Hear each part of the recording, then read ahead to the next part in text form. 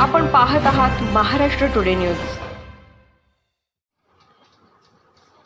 जालना लोकसभा निवडणुकीचा बिगुल वाजला असून लोकसभा निवडणुकीसाठी सर्वच पक्षांनी तयारी सुरू केली असून भारतीय जनता पार्टीच्या वतीने देखील उमेदवार जाहीर केला असून महाविकास आघाडीकडून उमेदवार कोण असणार याबाबत आमदार कैलास गोरंट्याल यांनी भाकीत केलं असून ओबीसी साठी जर गेली तर राजेंद्र राख, प्राध्यापक सत्संग मुंडे यापैकी कोणी तर ओपन साठी जागा दिली तर कल्याण काळे किंवा राजाभाऊ देशमुख यापैकी एक असल्याचं भाकीत कैलास गोरंट्याल यांनी व्यक्त केलंय। महाराष्ट्र टुडे मराठीसाठी ब्युरो रिपोर्ट विलास गायकवाड, जालना।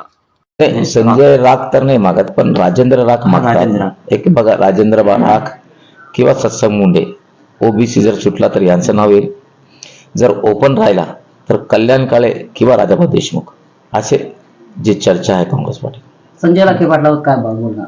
नाही, संजय माझा मित्र आहे, माझं त्याचं बोलणं झालेलं आहे, तो काही इंटरेस्टेड नाहीये, पण त्याला तो उद्धव ठाकरे साहेबांचे त्याचे फार चांगले संबंध आहे आणि उद्धव साहेबांनी मान्य की माझ्यासोबत काम कर म्हणून तो त्यांच्यासोबत काम करतोय आणि तो चांगला काम करेल।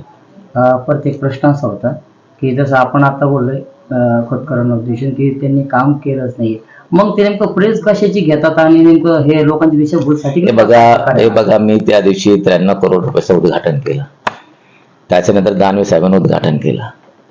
आता गावात विचारताना भाई हे दोन पुढारी करतात, तुम्ही काय तर सटाके मारतात।